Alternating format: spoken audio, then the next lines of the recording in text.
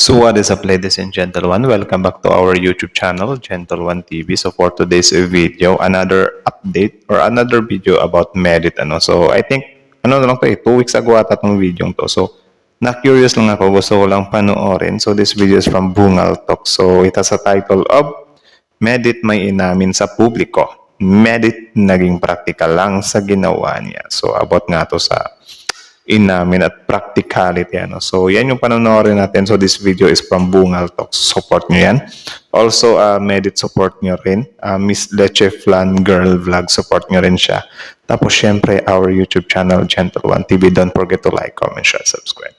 So, ladies and gentlemen, without further ado, let's watch this video together. Again, the title of this video, Medit may inamin sa publiko. Medit naging practical lang sa ginawa niya.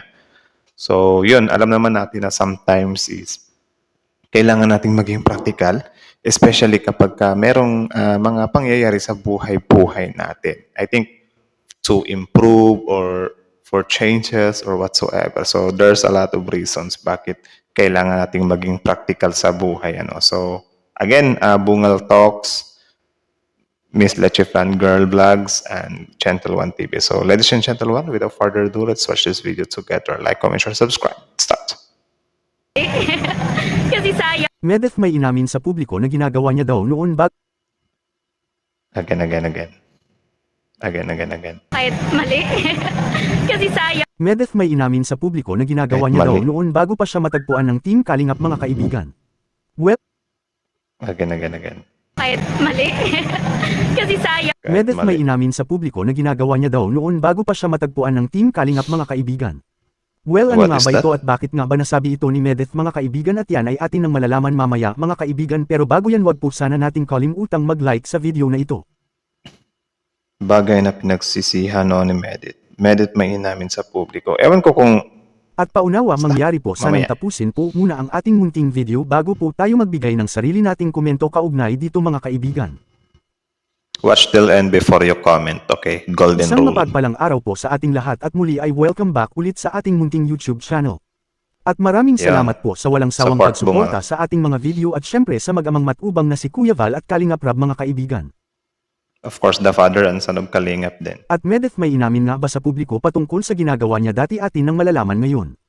Una sa lahat, mga What is that? kaibigan, hindi po natin tinitignan dito yung malibagkus, ang tinitignan po natin dito ay kung paano naging madiskarte si Medeth sa kanyang buhay para sa kanyang pamilya, mga kaibigan.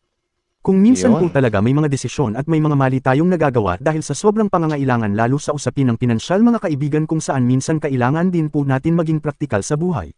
Pero sa katunayan, ang ginawa naman po ni Medeth ay hindi naman ganun kamali dahil hindi naman ito masyadong big deal para pag-usapan pa lalo ng mga bashers ni Medeth. Hindi masyadong mali. So ano kaya yan? Actually, bilang isang viewers ni Medeth ay nakaka-proud po talaga si Medeth dahil aminado siya sa kanyang sarili at hindi niya ito itinago dahil naging totoo siya sa kanyang mga minamahal na viewers, mga kaibigan. Ayun nga po, sa Yun. sinabi ni Medeth ay alam niya sa kanyang sarili na mali ang kanyang ginawa noon, pero may malaking dahilan naman siya para gawin yun at yan po ay makikita po natin sa video, mga kaibigan. Kinabahan ako, men? Or na-curious ako kung ano nga ba talaga to? Kasi parang mali na no choice or something, no choice ka na. Ikim na nasasaktan kasi wala man akong, hindi ko man pinapublic ang mga nararamdaman ko. I usually keep it private kasi wala namang mangyayari kung Kasi, magiging malungkot ako publicly. Dapat wait lang, parang kinikilabutan ako the way ng pag-explain niya eh. Ulit nga. saktan kasi wala man akong, hindi ko man pinapublic ang mga nararamdaman ko. I usually keep it private kasi wala namang mangyayari kung magiging malungkot ako publicly. Dapat lagi lang masaya. So, mahawa kayo ng kasayahan ko, di ba? Yun yung pinaka-goal.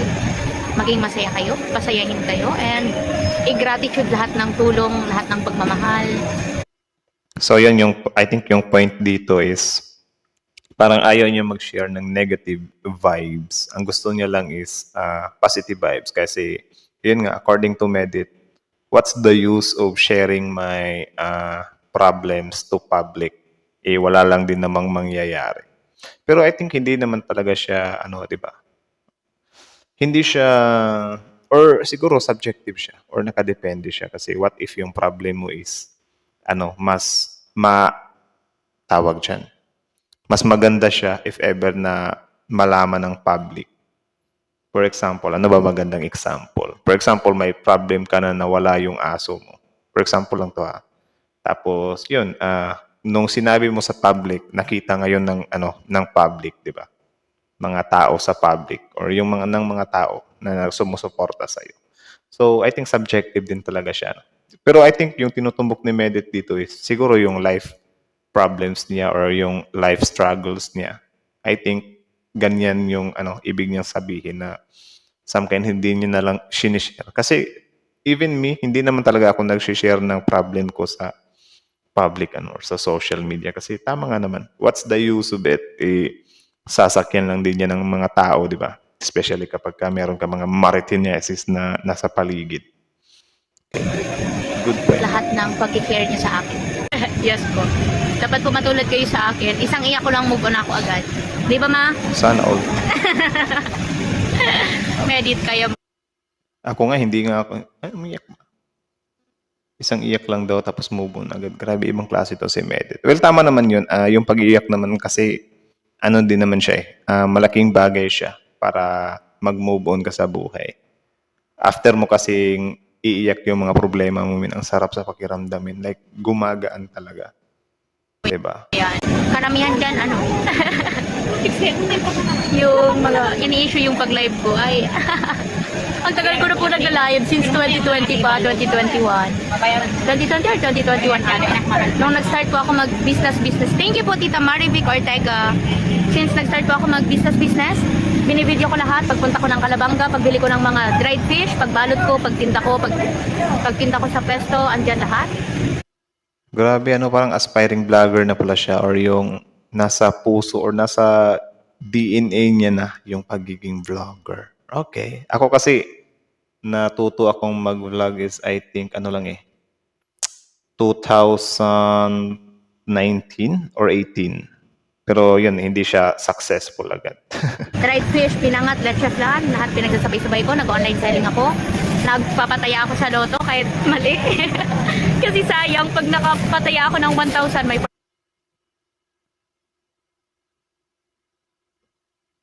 Nagpapataya sa loto. Ano ba yan? Yan ba yung swertres na yung aser kasi yung aser kasi yung tawag sa taga-sulat niyan Yung mga yung mga nasa barangay-barangay lang or yung mga kapitbahay mo lang. Meron naman talagang ganyan, hindi naman talaga nawawala yan. Ako, din naman ako ng ganyan dati. Hindi ako yung yung tatay ko, tumataya siya, tapos ako yung inuutusan niya. Siguro kung yan, tama naman, illegal talaga yon. Pero kung yung mga lotto outlet na connected sa PCSO, wala namang problema yun. Kasi legal naman yun, Pero, I think yung tinutumbok ni Medit dito is yung mga, siguro, yung mga nandyan lang sa mga gedli-gedli. Grabe, Ngayon ko lang nalaman yun, men, na dumating din siya sa point na ganyan. Nag-ano siya ng loto. Talaga ba? Grabe, ang tapang ni Medit, inamin niya yun sa publiko, Actually, pwede itong gamiting butas ng ng mga nanghi-hate sa kanya, Pero for me, yung mga ganito, sobrang din naman siya, Like, makakapagpatibay palalo sa niya, pagkataon niya. Or yung, alam niyo na, mas mabuti nang ilabas niya na ngayon kaysa sa maunahan pa siya ng mga bashers, di ba? Pagka biglang may kasi na basher na, nagpapataya ka ng loto dati, illegal yun, something like that. Mas mabuting inamin niya na agad, di ba? So, matapang din. Pero saludo ako, hindi sa, about dun sa loto, kundi sa dedication niya ba na kumita ng pera. So, hindi naman talaga natin ma-judge yung mga tao na, kasi may kanya-kanya naman tayong pinagdaanan sa pag-ano ng pera. Diba? 400 na ako kasi 40% ang So, yun. Doon po nagsimula ang aking yun. Ang dami ko pong racket. Kaya 2022 December, first time kong na-surprise ang family ko. Binilhan ko ng phone ang mama ko. Hindi man yung sobrang ganda, pero first time lang nila magkaroon ng touchscreen na cellphone kasi keypad lang ang gamit ko. Keypad lang ang phone nila noon. Kaya sabi ko talaga noon, kaya nag-work ako, paparanas ko sa kanila yung mga bagay na hindi pa nila naranasan. Kaya yun, ever since po talaga tumayo ako sa sarili kong paa. Pero sobrang grateful po ako na maraming nag-support sa akin. Lalo na po yung mga naging malaking parte sa buhay ko kung asan po ako. Tatanawin ko po yung malaking Grabe, ngayon ko lang nalaman. utang na loob.